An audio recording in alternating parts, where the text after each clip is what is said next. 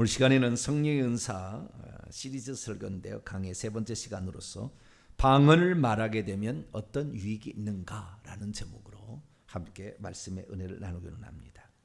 오늘도 거룩한 주일을 맞아 주님을 예배하는 여러분들을 하나님께서 사랑하십니다. 하나님의 사랑 안에 듬뿍 거하시고 말씀을 통하여 우리를 치료하시는 놀라운 은혜가 영혼과 육체와 삶에 가득하게 되길 바랍니다.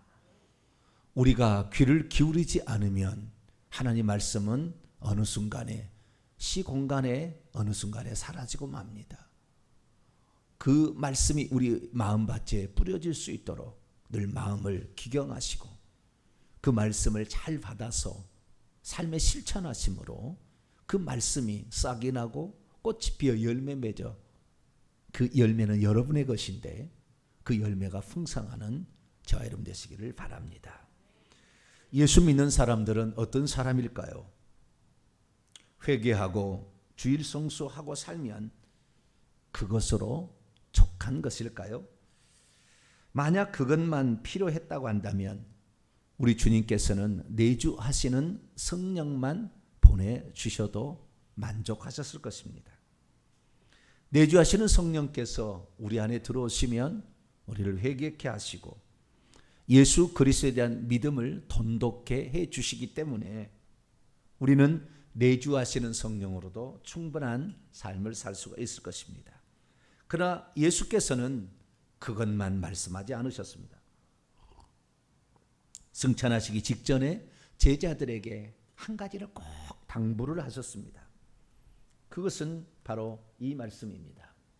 사도와 함께 모이사 그들에게 분부하여 이르시되 예루살렘을 떠나지 말고 오히려 내게서 들은 바 아버지의 약속을 계속 기다리라. 요한은 물로 세례를 베풀었으나 너희는 몇 날이 못되어 성령으로 세례를 받으리라 하셨느니라. 그렇습니다.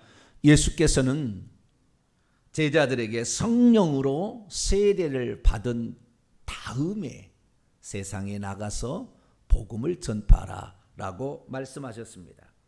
위로부터 능력을 온 입지 않으면 나가지 말라라고 말했다는 것이죠. 우리 스스로가 교회 안에서 하나님의 보호의 테두리 안에 있을 때는 아무 상관없는데 우리가 세상에 나갈 때는 이 세상 임금이 기다리고 있는 것이죠. 또한 그들의 이 세상 임금과 그의 부하들에 의해서 귀신들에 의해서 사람들이 지배당하고 있는 그들을 건져오려면 최소한 그들하고 싸워서 이길 수 있어야 되는 거지요. 그들보다 능력이 부족하거나 그들보다 지혜가 떨어진다면 우리는 결국에 세상에 나가서 참패할 수밖에 없는 것이죠. 그래서 주님께서는 위로부터 능력, 지혜와 계시의 영, 내가 너희에게 주는 너희들만 가질 수 있는 특별한 각각의 선물들을 너희에게 안겨주겠다라고 말씀하신 거 아닙니까? 만약 우리가 이러한 성령의 특별한 능력을 힘입지 않고서는 우리는 결국에 오히려 내 자신을 지키기도 어려운 사람이 되고 말 것입니다. 왜요? 이 세상은, 이 온 세상은 악한 자 안에 처해 있고 또한 그 악한 자에게 처해 있는 귀신이 오늘도 호시탐탐 우리의 영혼을 노리고 있는데 우리가 거기에 나가서 담대히 맞서서 싸우려면 무장을 해야 되는 거지요. 내가 최소한 너를 이길 수 있겠다라는 생각이 들어야 나가서 싸우는 거지. 내가 나가면 너에게 질 거다? 그렇게 생각해서 나가서 무슨 싸움을 할 수 있다는 겁니까? 그들이 눈을 들여서 세상의 사람들이 눈을 열어서 여기에 뭔가 있구나 라는 것을 그들에게 보여줄 수 없다면 그들이 어찌 우리의 말에 귀를 기울일 수가 있겠습니까? 그래서 우리는 성령으로 무장을 해야 될 줄로 믿습니다. 성령의 능력을 받아야 됩니다. 복음을 전파하려면 각자가 할 수 있는 독특한 은사들을 받아야 되는 것이죠. 그러면 우리가 이런 은사를 받는데 가만히 있으면 하나님께서 애따 너에게는 네 집안은 이런 은사가 필요하구나. 그래 이런 은사를 준다고 애따으로 던져주겠습니까? 그러지 않습니다. 성경은 뭐라고 얘기하고 있느냐? 기도하라 라고 말하고 있다는 것입니다. 예수님이 승천하신 후에 10일 동안 마가 다락방에 모였던 이 12 제자들과 예수의 형제들과 예수의 모친과 다른 사람들 120명이 함께 모여 오로지 기도에 힘썼다. 마가복음 9장 28절 29절에서도 어찌하여 우리가 귀신을 쫓아내지 못했나이까? 기도 외에 다른 것으로는 이런 것이 나갈 수 없다. 귀신을 이기려면 기도로 무장을 해야 한다, 그것입니다. 기도해야 합니다. 기도를 해야 돕는 천군 천사가 우리에게 오기 때문입니다. 기도를 해야 하나님의 지혜가 우리에게 오기 때문입니다. 기도를 해야 하나님의 능력이 우리에게 오기 때문입니다. 기도를 해야 나만 가질 수 있는 하나님께서 독특한 무기들을 하나씩 쥐어주는 것이죠. 특별히 우리가 나갈 때 회개 기도를 많이 하셔야 합니다. 그래야 원수 마귀가 힘을 잃어버리고 쪼그라들어서 결국에 떠날 때에 우리가 세상 속에 있는 귀신을 이길 수 있는 거지. 내가 귀신이 충만해서 나가면 서로 왔다 갔다 하면서 완전히 끝내는 거예요. 그래서 우리는 성령 세례를 받아야 합니다. 성령으로 능력을 받아야 되는 것이죠. 그러면 그때 어떤 선물들을 하나님 우리에게 기도할 때 주시는 것일까요? 성경을 보니까요, 총 9가지 선물들을 하나님 주신다. 물론 이것만 있는 것은 아닙니다. 대표적인 것입니다. 지혜의 은사, 지식의 은사, 믿음을 주신다, 이렇게 말씀하고 있습니다. 뿐만 아니라 병 고치는 은사, 능력 행함의 은사, 예언의 은사, 그리고 영들 분별의 은사, 방언의 은사, 방언 통역의 은사, 이렇게 총 9가지의 최소한 이런 선물 중에 한 가지라도, 많은 사람은 9가지 다 받을 수 있겠죠. 사람의 그 분량과 기도와 조상들과 자기가 했던 모든 것을 종합해서 하나님께서 주시는 거예요. 그러나 절대 거저 주시지는 않아요. 기도할 때, 요구할 때에 하나님이 주신다 그죠. 그래서 하나님께서는 이러한 많은 은사들을 우리에게 더해 주세요. 저에게 특별히 하나님께서 은사를 뭘 주셨으면, 저는 지혜의 말씀, 지식의 말씀이 많고 영들 분별이 상당합니다. 물론 거기 방언도 있고요, 능력 행함도 있겠죠. 그런데 이런 은사들을 왜 줄까요? 네 자랑하라고? 네가 능력 있는 거 보이라고? 네 지식을 자랑하라고? 아니에요.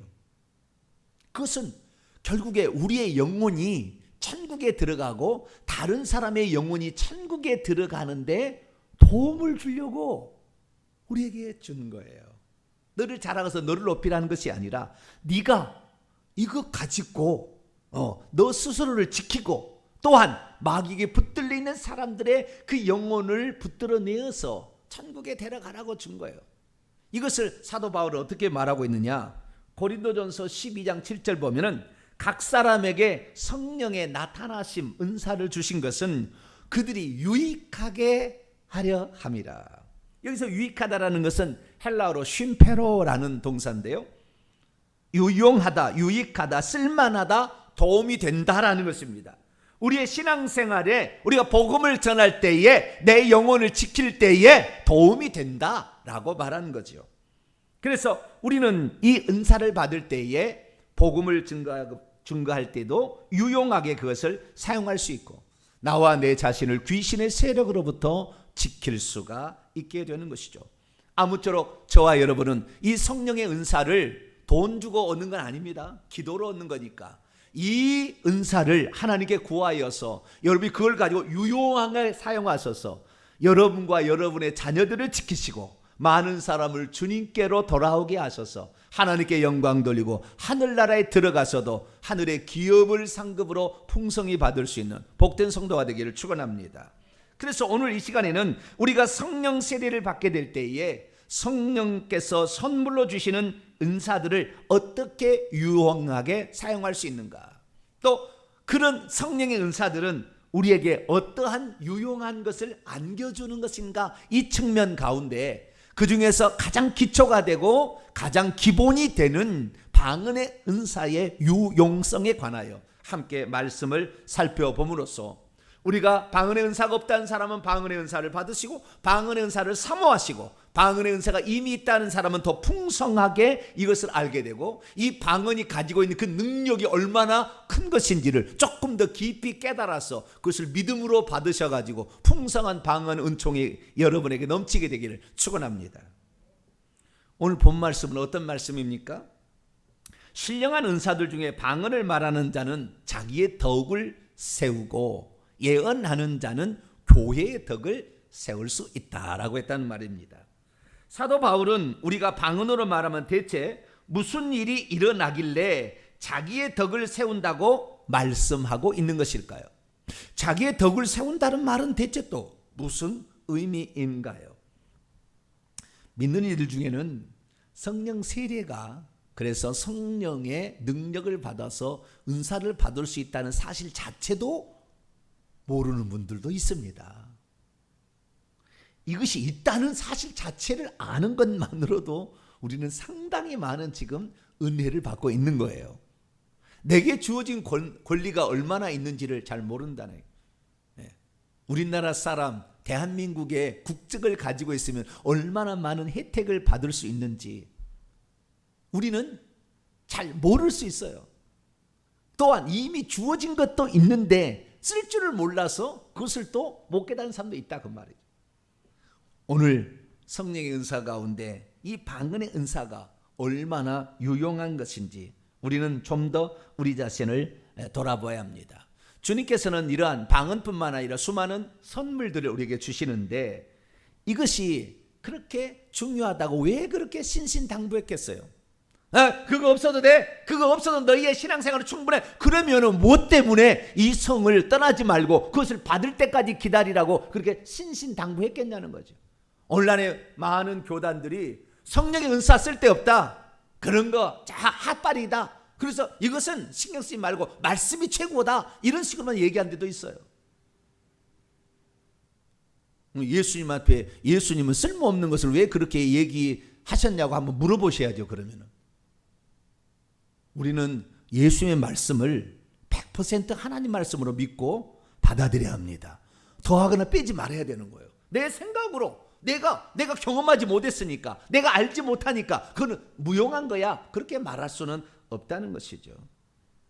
만약에 그 제자들이 그것이 필요치 않았다면, 또는 제자들만 필요했다면 너희 때만 필요하고 너희들만 필요한 거니까 다른 사람 이거 안 들어도 된다 이렇게 했을 텐데, 주님께서는 그것을 기록된 말씀으로 남겨서 누구든지 그것이 필요할 거다라고 얘기했다는 것은 우리는 이것이 우리에게 매우 유용한 것임을 알 수 있어요.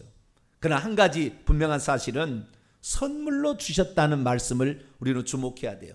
선물로 주셨다는 것은 그것이 없으면은 지옥 간다는 얘기는 아니라는 거예요. 그것이 없을 때 생명을 못 얻는다는 얘기는 아니라는 것입니다. 그것이 있으면 매우 유익하다, 네가 최소한 성공적인 복음 전파를 위해서는 반드시 필요하다, 이런 거니까 우리가 기왕이면 이 선물을 받아야 되지 않겠어요? 있는 거 필요 없습니다. 그래서 맨날 얻어 터지고 사는 것보다는 받아서 승리하는 삶을 산다는 것은 매우 우리에게 유익한 것이죠. 저와 여러분은 그래서 예수님께서 받으라 그랬으면 아멘, 사모합니다, 이런 마음 자세로 나갈 수 있게 되기를 축원합니다.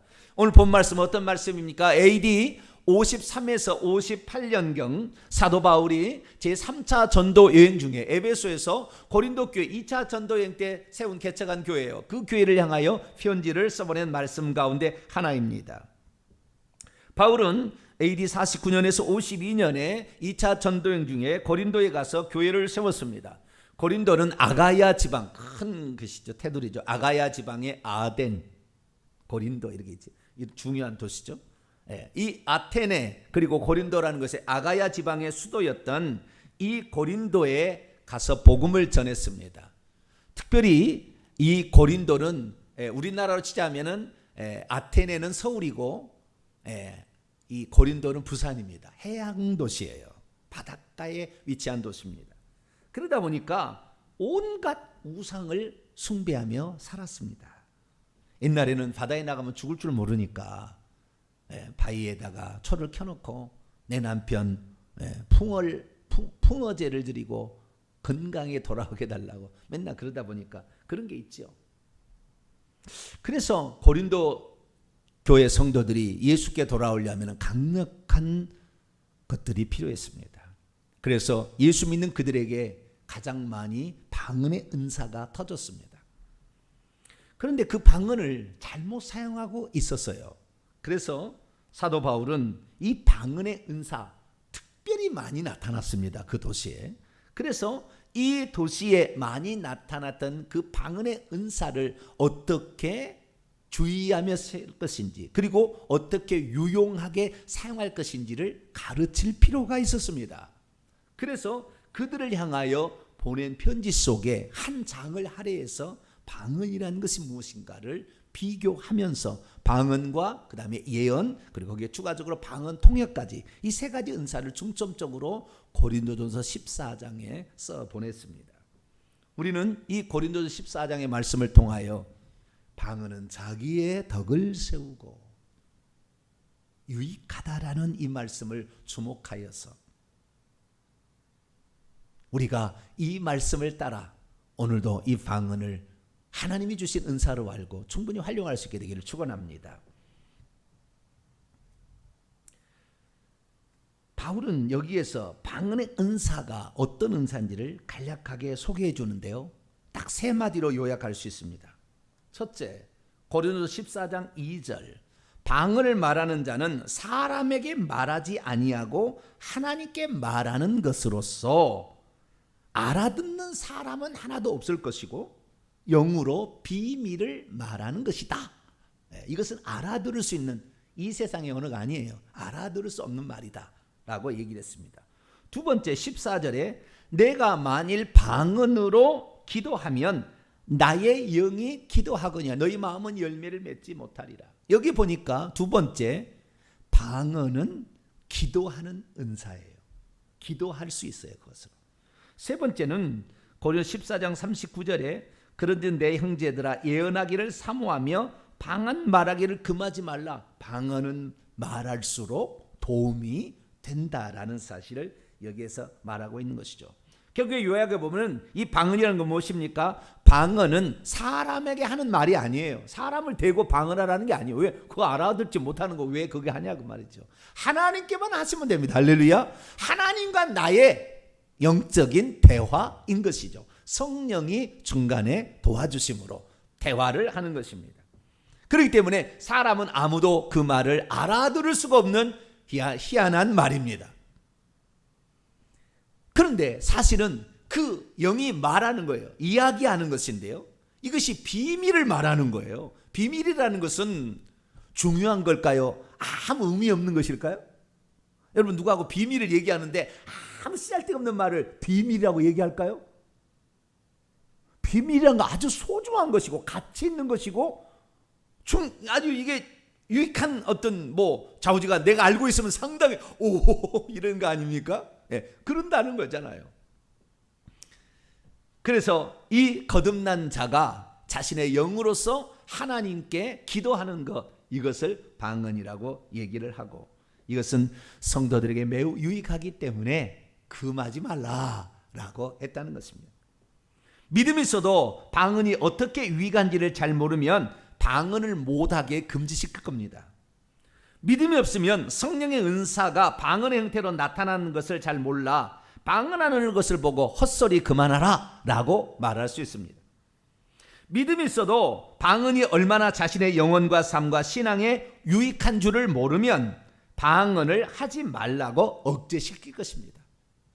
믿음이 있어도 방언의 은사를 부정하면 방언은 성경이 쓰여질 당시까지만 있었고 지금은 이미 없어졌다면서 방언의 은사는 귀신의 장난이라고 말하게 될 것입니다. 믿음이 있어도 방언이 얼마나 유용한지를 잘 모르면 교회에서 방언 말하는 사람을 쫓아버리고 말 것입니다. 믿음이 있어도 방언이 얼마나 유용한지를 잘 모르면 방언 말하는 것은 아무것도 아니라고 애써 부인해버릴 것입니다. 믿음이 있어도 방언이 얼마나 유용한지를 잘 모르면 방언의 은사를 사모하지도 않고 또한 사모하라고 말하지도 않을 것입니다. 믿음이 있어도 방언의 은사가 얼마나 유용한 은사인지를 모르면 이것을 사용하는 모든 것을 제한해 버림으로 성령께서 주시고자 하는 예수님이 그들에게 꼭 받으라고 했던 것을 놓쳐버림으로 우리의 신앙생활에 빈 공간이 생겨버리고 말게 될 것입니다. 그러므로 우리는 믿음으로 방언이 우리의 영혼과 삶과 신앙에 매우 유익하다는 것을 알고 그것을 사모하고 그것을 올바르게 사용하여서 여러분의 신앙생활에 유익하게 되기를 축원합니다. 그러면 방언의 은사라는 것은 대체 무엇일까요? 방언의 은사라는 것은 성령께서 최초로 사람들에게 부어지실 때 속에도 들어오시면서 위에도 부어지셨는데 부어지실 때에 성령께서 그에게 가져다 주는 선물을 가리키는 것입니다. 그런데 이것을 어떤 사람들은 이 방언이 외국어를 말하는 것이다 라고 말하는 사람들이 있어요. 그래서 외국어를 말했을 때는 아직 성경에 기록되지 않기 때문에 외국인에게 복음을 전할 방법이 없었다는 거예요. 그래서 외국어를 말해야 외국 사람들이 성경이 있으면 성경 보세요. 그 나라 말로 쓴 성경을 갖다 주면은 그냥 그 사람에게 복음을 전하는 것이 되잖아요. 그런데 성경이 아직 안 쓰였으니까 말로 해야 되는데 내가 저 사람의 언어를 모르니까 하나님께서 초자연적으로 외국어를 말하게 하심으로 복음을 전하는 수단으로 썼다. 맞은가요? 틀린가요? 듣고 보면 얼마나 그럴듯하잖아요. 그렇죠? 그러니까 그럴듯하니까 사람들이 넘어가겠죠. 그래서 성경이 완성된 다음부터는 이제는 자기 나라 글자로 된 성경책 갖다 주면 되는 거니까 방언의 은사는 더 이상 필요치 않게 되었다라고 말하는 사람이 있습니다. 과연 그럴까요? 성경에서 이 방언은 알아들을 수 없는 말이라고 분명히 말씀하고 있음에도 불구하고 상대방이 알아들을 수 있는 외국어라고 주장하는 사람들, 그 사람들은 그렇게 한다면 그 사람들은 방언이 이제는 은사가 그쳤기 때문에 방언은 없다라고 생각하니까 그들의 삶에는 은사가 안 나타날 겁니다.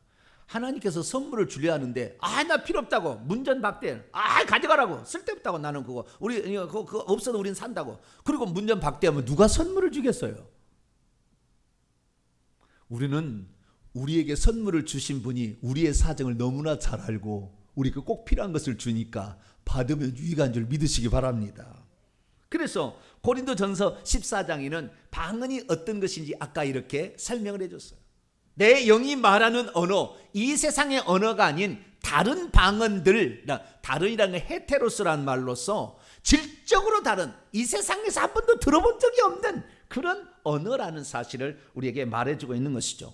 그거에 대해서는 지난주 금요일날 제가 얘기를 했으니까 방언의 은사 2번 시리즈의 설교를 들어보시게 되면 방언이 무엇인지를 알 수가 있습니다. 그런데 이 방언, 내 영이 비밀을 하나님께 말하는 거므로 사람들은 나도 모르고 아무도 모른다 그 말이에요. 그러나 하나님은 그것을 알고 있어요. 근데 그것은 아주 소중한 내용이고 아주 중요한 내용이에요. 비밀인데 그 비밀은 가치 없는 걸 비밀이라 하지 않는다 그 말이에요. 엄청 중요한 내용들이 거기에 들었다는 것이니까 여러분들 이 방언을 많이 말함으로 말미암아 하나님과 비밀적인 대화를 많이 해서 우리에게 필요한 하나님이 우리에게 필요한 것을 주신다는 것을 아멘으로 받으셔가지고 여러분이 이것을 누리게 되기를 축원합니다. 그러면 이 방언을 우리가 계속해서 많이 말해서 우리가 얻을 수 있는 유익은 무엇일까요?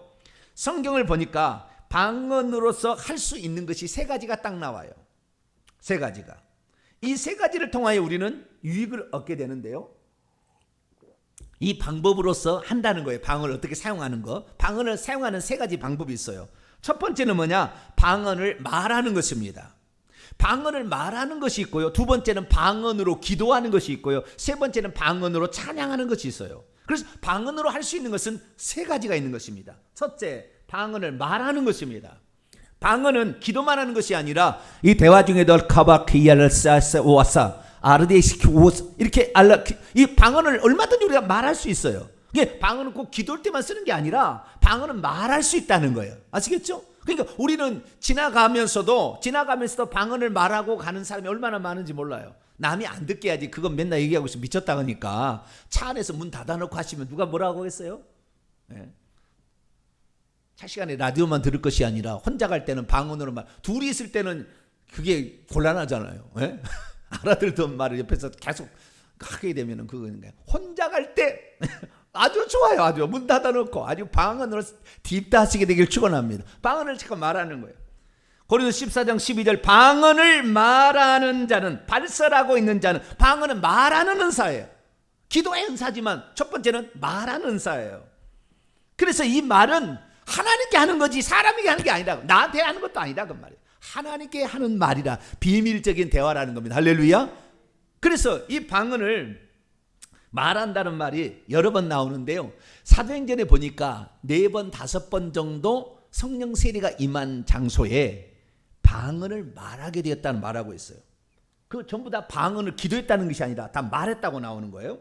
사도행전 2장 4절에 보면 예루살렘의 최초의 성령 세례가 베풀어졌는데 성령이 말하게 하심을 따라 다른 언어들로 계속해서 말하기를 원문에는 랄레오람으로 발설했다. 스피크, 영어로 말하면 스피크, 토크, 스피크로 말했다. 말했다, 발설을 했다. 하기를 시작했다. 뿐만 아니라 사도행전 10장 46절 이방인의 최초의 성령 세례가 부어졌는데 고넬료 가정에도 방언을 발설했다라고 말하고 있고요. 바울이 이번에는 에베소에 가서 안수함으로 말미암아 그들이 방언을 발설했다라고 말하고 있습니다. 그래서 방언을 말하는 은사입니다. 이 말하는 은사라는 말을 해야 되는데 말을 안 하면은 말하라고 은사를 줬는데 말을 안 하면 무슨 소용이 있어요? 많이 말하기를 축원합니다. 나는 사도 바울이 고린도서 14장 18절에 나는 다른 사람보다 더 방언을 더 말함으로 하나님께 감사한다. 더 말할수록 영적인 세계의 풍성한 꼴이 저에게도 방언 말함으로 말미암아 신령한 비밀들을 많이 깨닫게 돼요. 그래서 우리는 방언을 많이 말해야 될 줄로 믿습니다. 뿐만 아니라 두 번째 이 방언은 기도하는 은사예요. 고린도전서 14장 15절 보면 내가 만일 방언으로 계속해서 기도하면 나의 영이 기도하거니와 그렇게 말하고 있고요. 그 다음에 15절에도 내가 어떻게 할까? 내가 장차 영으로 기도하고 마음으로 기도한다.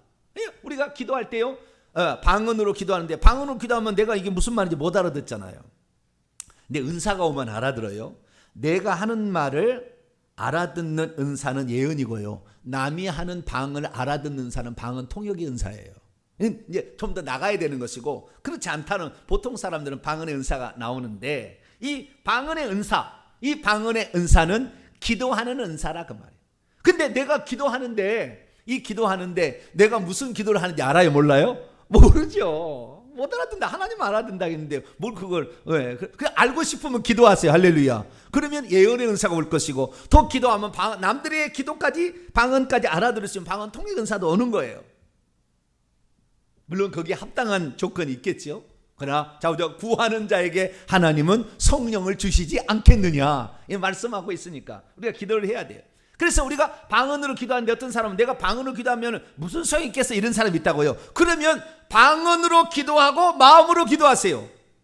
이분 방언으로 기도하는 거예요. 그러나 마음으로 또 기도하는 거예요. 그러니까 이 방언은 영이 하는 기도이기 때문에 영의 기관을 사용한다면 말로 모국어로 하는 것을 말만 안 할 뿐이지 생각으로 마음으로 할 수 있잖아요. 그러니까 내 생각으로 기도도 하면서 방언으로도 기도도 둘 다 응답이 됩니다. 할렐루야. 신비한 일이에요.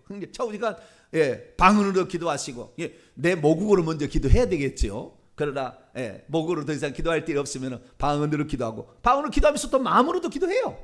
그러면은 방언으로 기도하고 또 마음으로 기도하고 다 응답이 될 줄로 믿습니다. 하나님은 이 CPU가 엄청 많아요. 동시에 다 알아들으세요. 세 번째는 방언은 찬양하는 은사예요. 찬양하는 은사. 고린도서 14장 15절 말씀 보면 내가 영으로 찬송하고 마음으로 찬송하리라. 우리는 이제 마음으로 찬송하고 입술로 찬송하는 것도 있는데요. 영으로 방언을 오래 깊이 하다 보면은 방언 찬송이 나오는데요. 꼭 천사의 음성처럼 음률 있게 모르는 말로 이렇게 언어로 이렇게 나가요. 그래서 방언 찬송해서 하나님께도 영광 돌릴 수 있다라는 것입니다. 그러므로 내가 방언을 말하고 있으면 찬양하지 않은 한 방언으로 말하는 것인지 방언으로 하나님께 기도를 드리고 있는지 잘 모를 수 있어요. 그러나 어쨌든 유익하답니다. 방언을 말하시든지 하나님께 기도로 아뢰시든지 많이 말하시게 되길 축원합니다. 오늘 본문 말씀 4절 이게 중요합니다. 방언을 말하는 자는 자기의 덕을 세운다. 무엇이 유익하느냐? 방언은 무엇이 유익하냐? 라고 얘기했을 때 가장 중요한 말씀이 고린도전서 14장 4절이에요. 자기의 덕을 세운다 이렇게 말하고 있어요. 자기의 덕을 세운다라는 말은 무슨 말일까요? 원문을 보니까요, 자기의 덕이란 말이 없어요. 자기 자신을 세운다 이렇게 되어 있습니다. 이 세운다라는 말을 보게 되니까 오이코도메오라는 헬라어 동사를 쓰고 있어요. 이건 집을 짓다, 건축하다라는 기본적인 뜻입니다. 오이코도메오라는 것은 오이코스, 집의, 가정의 뭐 이런 뜻이거든요. 그래서 집을 짓다, 건축하다라는 뜻이에요. 자기 자신을 짓고 건축한다는 거예요. 그런데 이 오이코도메라는 동사가 변형되어서 1차, 2차, 3차로 이 단어의 뜻이 올라가게 되는데, 이 처음에는 짓다, 빌드죠. 빌드, 짓다, 만들다, 건축하다 이런 뜻도 있지만, 두 번째는 한 가지 더 나갑니다. 다시 짓다, 재건하다, 다시 짓는다라는 말의 의미가 있어요. 세 번째 더 나가게 되면 허물어진 것을 복원한다, 복구한다는 말도 있습니다. 그래서 이 단어 오이코도메라는 단어는 이 세 가지 용례로 사용되는데, 어떤 것을 여기에 적용하느냐? 저는 세 가지를 다 적용해야 된다고 봅니다. 그래서 만약 우리가 방언을 말하게 된다면, 첫째는 없던 건축물을 세우는 거예요. 없던 건축물, 내 신앙의 건축물,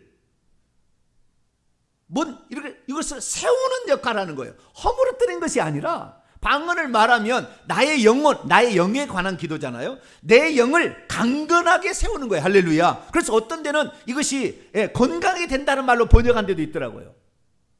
자기 자신을 세운다 아니라 자기를 건강하게 한다, 이렇게 번역한 데도 있어요. 그래서 자기 자신의 영혼을 건강하게 만들려면 어떻게 돼요?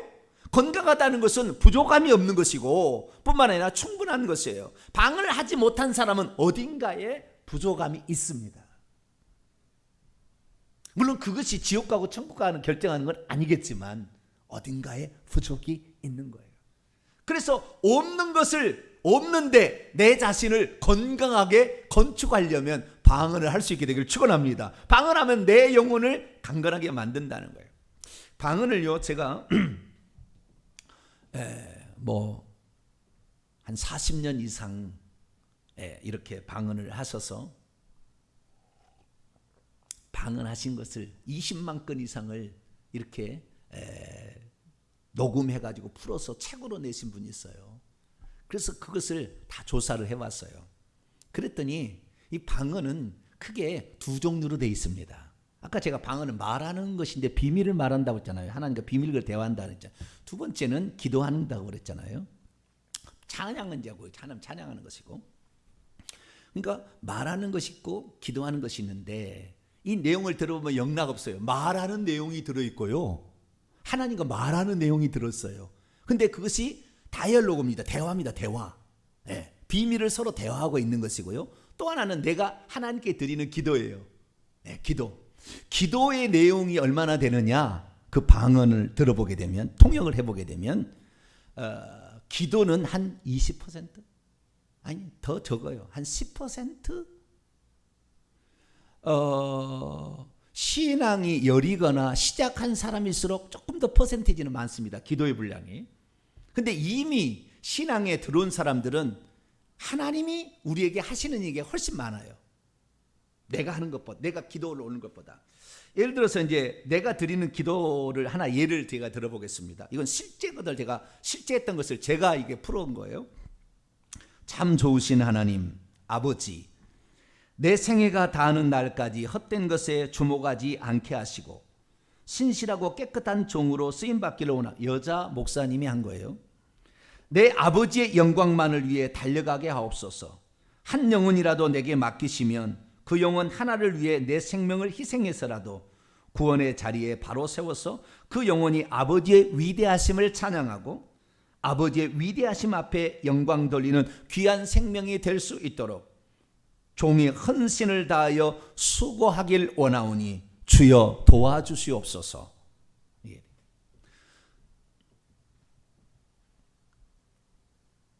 중학생의 방언 통역을 들어보니까 이래요. 하나님 아버지, 우리 아버지가 예수님을 믿지 않습니다.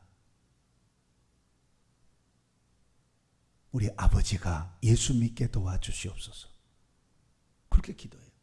나이 많은 권사님이 기도한 거 들어보니까 하나님 이 나라 이 민족을 붙들어 주시옵소서. 그 기도의 내용을 보면은 자기와 자기 가족과 그다음에 주의 종을 붙들어달라는 기도도 엄청 많이 나와요. 성도들 평신도들 얘기를 들어보면 그 목사님을 위해서 엄청 많이 기도해요.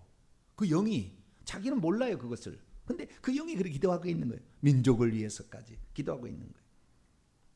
주의 종들은 한 명의 영혼을 사랑하는 마음으로 하나님 내게 이 영혼을 맡겨진 끝까지 희생하여서라도 천국 보내게 달라고 그런 기도를 하고 있는 거죠. 그런데 이것은 많지 않아요. 그러면 보통은 대화를 하는데 하나님이 우리에게 말씀하시는 거 있고 내가 기도를 드리면 하나님 우리에게 말씀하시는 게 있어요. 그 말씀하시는 것이 80% 90%를 차지합니다. 그래서 아까 우리가 사도행전의 2장, 10장, 19장 읽어봤지만 전부 방언을 말하게 돼 있다고 했지 방언을 기도했다고 말하지 않아요. 대부분 말씀을 하시는 겁니다. 하나님이 방언을 통해서 우리에게 하나님이 말씀을 하는 거예요. 그것은 우리에게 유용한 말을 하는데 때로는 책망을 하기도 하고 때로는 위로하는 말을 하기도 하고 때로는 권면하는 말을 하기도 하고 때로는 우리의 사명을 정확히 일러주는 말이 거기에 들어있습니다. 제게 있었던 일을 몇 가지를 소개한다면 이런 거예요. 너를 핍박하는 사람을 두려워하지 말라. 급하게 서두르지 말라. 이미 너에게 주신 것들에 감사하라. 너 자신을 낮추고 교만하지 말라. 그러면 내가 너를 끝까지 쓸 것이다. 영적으로 깨어서 기도하는 동역자들과 함께하라. 잘못된 것을 분별하고 주의 종들이라도 과감히 책망하라. 네가 복음을 증거할 수 있도록 내가 지경을 넓혀주리라. 이런 말이에요. 저에게 이제 그 있었던 얘기를 하는 거예요. 그래서 이 방언 통역은 근데 오늘날에 제가 이제 방언 통역을 함부로 하지 말라고도 참고로 말씀드리고 싶어요. 오늘날에 방언 통역한다는 사람이 제가 볼 때 한 90%는 가짜인 것 같아요.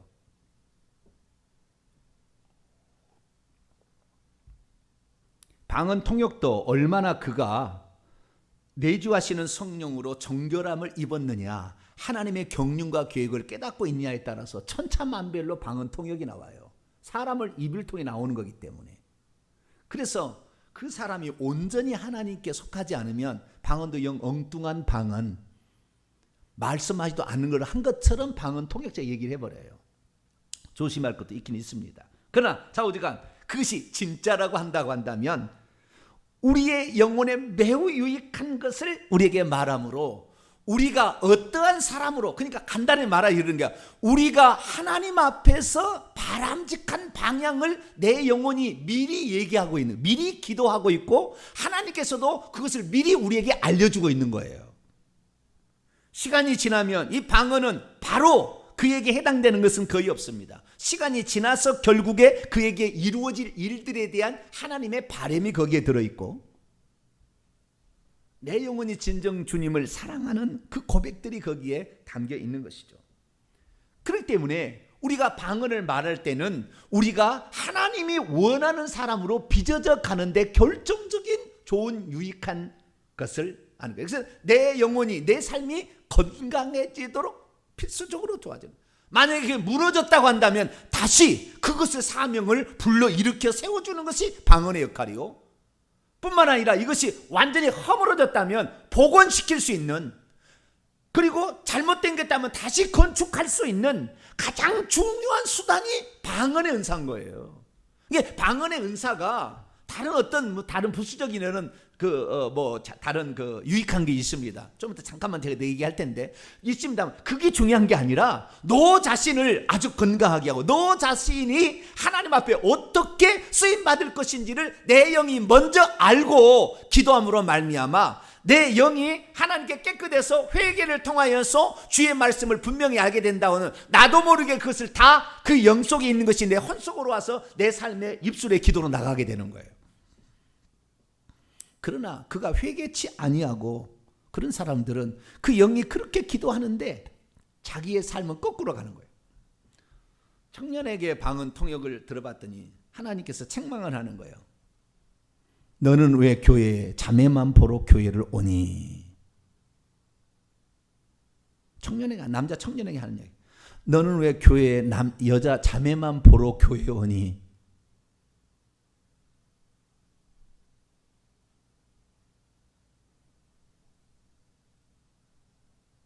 나를 보라.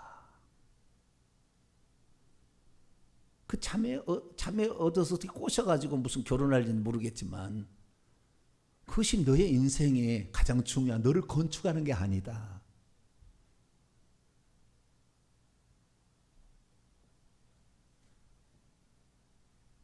그래서 우리는 이 방언을 말할 때에 하나님이 진정 원하는 것을 성령께서 순간중간 깨닫게 하십니다. 순간적으로. 그때 회개를 하셔야 돼요. 그래야만이 방언 기도의 내용이 내 삶에 나타나기 시작하고 방언 기도의 내용이 내 입술의 기도로 나오기 시작합니다. 할렐루야. 그러면 그때 성취가 되는 거예요. 그래서 우리는 이 방언 기도가 내 영혼에 아주 유익하다는 걸 알아요. 그래서 여기에 방언을 말하는 자는 자기를 건축한다. 딱 이렇게 얘기를 해요. 그리고 없던 사람은 새로 건축하겠지만 잘못되었으면 새롭게 건축하게 되고 무너졌으면 복원까지 시켜준다 그 말이에요. 그래서 우리는 방언을 말할 필요가 있는 것이죠. 특별히 이런 방언의 은사는 보조적인 특별한 은혜들도 있습니다. 왜냐하면 방언의 은사가 항상 맨 처음에 나타나요. 그렇기 때문에 이 방언의 은사를 받은 다음에 다른 은사가 추가가 되기 시작하는 거예요. 이것이 성경이 가르쳐주는 사도행전의 역사입니다. 베드로가 방언의 은사를 이렇게 했잖아요. 베드로가 방언의 은사를 하고 나니까 중풍병자를 애니야를 고치고 죽은 다비다를 살려요. 다시 말해서 치유의 병을 고치는 은사와 기적의 은사, 능력의 은사가 나타났다는 거예요. 빌립 집사가 방언을 하고 난 다음에 가서 사마리아에 복음을 전했더니 귀신을 쫓아내고 중풍병자를 고치고 걷지 못하는 자를 살렸어요. 다시 말해서 귀신 쫓는 은사, 능력의 은사와 그 다음에 병을 고치는 은사가 나타나는 거예요. 사도 바울도 방언을 하고 나서 복음을 증거하니까 지혜의 말씀의 은사, 지식의 말씀의 은사, 영들 분별의 은사가 오고 심지어 이 바울이 쓰던 앞치마와 손수건을 갖다가 병든 자, 귀신 들린 자에게 얹으면 귀신이 떠나가고 병이 낫는, 귀신 쫓아내는 이런 기적의 은사도 나타나기 시작한 거예요. 그러니까 이 방언의 은사를 무시했다가는 다른 은사를 받기가 쉽지 않다라는 것입니다. 특별히 이 기도의 은사는 기도를 더 잘하라고 주신 은사예요. 방언으로 기도하면, 그래서 내 기도가 내가 모국어로 기도하는 것이 어느 정도 한계가 있어 더 이상 안 나오면 그때부터 방언으로 기도하시면 돼요. 내 영혼의 미래에, 내 삶의 미래를 위해서 기도해 주는 거니까 막 기도를 하세요. 그리고 다시 또 생각나는 기도를 또 모국어로 하면 돼요. 할렐루야. 그러니까 기도를 더 잘할 수 있고 기도를 더 많이 할 수 있는 그런 은사예요. 그래서 내가 어떤 사람은 나는 방언이 잘 안 와요, 안 터지는 사람은 기도하기를 싫은 사람이에요. 이 사람은 통성으로 기도하기를 별로 안 좋아하는 사람은 방언 은사가 안 터집니다. 왜? 기도하라고 주시는 은사니까. 기도 더 많이 하라고 주시는 은사다 그 말이에요. 그런데 방언을 받고도 기도하지 않는 사람이 꽉 찼어 지금. 그러다 묵혀두는 거예요. 아무것도 쓰지 못하고. 그러면 하나님께서 그의 미래를 축복하지 않으세요. 뿐만 아니라 이 방언의 내용은 천사도 몰라요. 그 내용을 아버지만 알아요. 하나님만. 그러니까 귀신이 왔다가 우리가 방언 기도하는 걸 들으면 이게 무슨 내용이지? 나를 죽이라는 명령인가? 어떡하지? 주저주저합니다. 방언을 많이 기도할 수 있게 되기를 축원합니다. 그리고 우리는 방언을 나를 건축한다. 내 영혼의 미래에 가장 하나님이 바라고 오시는 바람직한 모습을 향하여 내가 기도하고 있고, 주님께서도 나에게 그것을 요구하고 있는 것이기 때문에 이것이 영을 통하여 내 혼에까지 들어오게 되면 내가 그런 삶으로 바뀌니까 엄청나게 유익한 거다. 그러나 방언은 나중에 더 얘기하신다마는 만능은 아닙니다. 방언을 한다고 해서 회개치 않은데 그의 죄가 용서될 리가 없어요. 방언을 말하는데 회개치 않은 사람은 귀신이 꽉 붙잡고 있어서 기도를 못하게 합니다. 그래서 기도도 안 합니다. 회개를 해야 되는 거예요. 그래야 죄가 용서되어야 귀신이 그를 제어하지 않으므로 방언이 팍팍팍 열려서 올라가는 거예요. 근데 회개치 않으면서도 방언하려고 하니까 막혀서 못하는 거예요. 회개를 하시게 되길 축원합니다. 방언 기도가 회개 기도를 대신할 수 없어요. 뿐만 아니라 방언을 한다 할지라도 찬양으로, 시간으로, 물질로 하나님께 감사하는 것을 대신할 수 없어요. 여러분이 하나님께 물질로 감사해야지 방언으로 감사한다고 될 일이 아니에요. 방언으로 아무리 감사해봐도 천국에 쌓이지 않아요. 그건 하나님의 소원 바람일 뿐이지. 우리가 삶으로, 시간으로, 물질로 하나님께 감사를 표현할 수 있게 되기를 축원합니다. 뿐만 아니라 우리의 성품도 바뀌지 않아요. 방언 아무리 기도해도 성품이 바뀌는 거 아니에요. 성품은 날마다 우리 자신을 하나님 앞에 드러내놓고 수술하고 나를 복종시킬 때에 비로소 나타나기 때문에 그렇습니다. 믿음이란 날마다 모국어로 기도할 뿐만 아니라 방언 기도도 병행하여 하는 것입니다. 그러면 우리의 영적인 진보가 이루어질 것입니다. 그리고 자기 자신을 건축하게 될 것이고, 미래의 나의 모습을 지금부터 기도함으로 말미암아 그 방향으로 나아가게 돼서 나가 쓰러졌던 나도 다시 일으켜 세워지고 나를 새롭게 건축하게 될 것입니다. 자신을 어떤 방향으로 갈 것인가, 내가 어떤 방향으로 가야 하나님께 영광을 고민할 필요 없어요. 방언을 기도하면 그것이 나에게 나타나. 거기다 회개가 분명히 거기에 들어가서 자신의 죄를 회개하게 될 때 하나님께서는 나를 하나님이 가장 원하는 방향으로 이끌어 가주는 것이죠. 일반적인 기도도 우리에게 매우 유익합니다. 하지만 방언으로 기도한다면 우리는 더 유익한 것을 얻게 될 것입니다. 방언을 통역해 보면 단 하나도 안 나오는 게 뭐냐면 시기, 질투, 미워 또는 욕심 부리는 기도는 하나도 없어요. 단 하나도 없어요. 나쁜 기도는 단 하나도 없어요. 방언 기도는. 우리의 일반적인 기도는 욕심을 내는 기도도, 누구를 시기, 질투, 미워하는 기도도 합니다. 하나님 그걸 어떻게 해달라고 막. 그러나 방언 기도는 단 한마디도 그런 기도가 안 나와요. 이 방언 기도는 100% 하나님과의 대화예요. 그래서 이 방언 기도는 성경이 다 쓰여진다면 무슨 방언이 있어? 외국어에 있다. 없어졌다. 뭐 그런 사람은 이런 유익들, 제가 지금 얘기한 모든 유익들을 하나도 받지 못할 거예요. 그것은 자기가 받을 것이냐 말 것이냐 자기가 결정하는 거예요. 저는 성령의 깨닫게 하심으로 하나님이 특별히 이 방면에 저에게 쓰신다고 이미 약속을 하시고 저에게 가르쳐 주셔서 성령의 그 많은 풍성한 은혜 가운데 고린도서 14장 4절의 말씀을 제가 지금 오늘 말씀을 드린 거예요. 이 말씀을 따라서 여러분이 방언을 기도했을 때에 여러분 유익한 것은 여러분에게 앞으로 5년 10년, 그 방언 기도는 보통 5년 10년 지나야 이루어집니다. 그래서 그 기도를 미리 함으로 말미암아 하나님이 가장 기뻐하는 사람으로 여러분을 만드셔서 아무쪼록 우리 동탄명성교회 성도들은 이 방언 기도의 유익을 풍성히 누리셔서 자기를 건축하게 되기를 간절히 축원합니다. 거룩하신 하나님 감사합니다. 모든 것은 자유의지이기 때문에 자기가 이것을 받아들일 것이냐 말 것이냐 스스로 결정하겠지만 우리는 성경 66권의 말씀을 하나님의 말씀으로 그대로 받습니다. 바울을 통하여 나는 너희가 방언 말하기를 원하노라. 주여, 우리가 방언을 더 말함으로 하나님께 감사했던 사도 바울의 삶을 조차 방언 기도로 나를 건축해 갈 수 있도록 도와주옵소서. 우리 주 예수 그리스도의 이름으로 기도하옵나이다.